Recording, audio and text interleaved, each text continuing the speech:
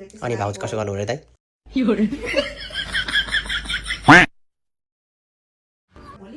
अनि नि साथीहरू यहाँ चाहिँ हाम्रो भान्जाले चाहिँ गाडी कुदाउँदाखेरि सबैजना निदाइ गएको रहेछौँ यहाँ भान्जाले चाहिँ एक्सिडेन्ट भएको प्र्याङ्क गर्नु भएको रहेछ क्या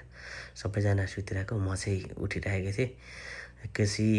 एक्सिडेन्ट भए जस्तो गरिदिनु भएर तर्साइदिनु भयो क्या अनि म चाहिँ हेरिरहेको थिएँ सबजना पुरै तर्सिनु भयो नि यहाँ चाहिँ भान्जा चाहिँ एकदमै ठुलो आवाजमा चिच्याएर क्या हेर्नु है त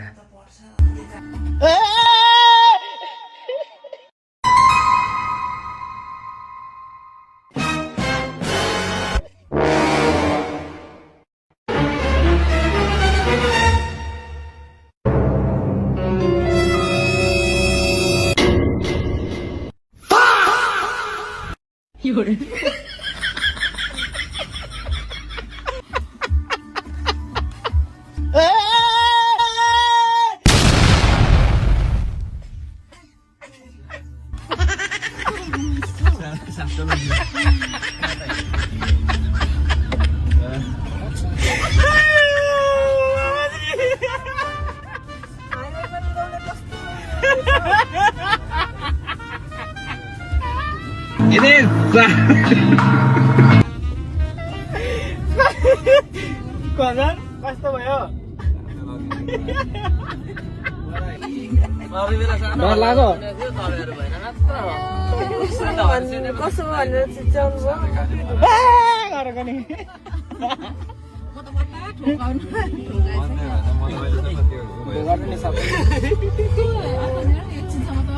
के रमाइलो लागेको होला रमाइलो त हो त अनि यो भनेर अनि बिर्सिनै नसक्ने छेड होइन यस्तो अनि Day 2 दाइ चाहिँ कस्तो निक्लिनु भएको थियो झन्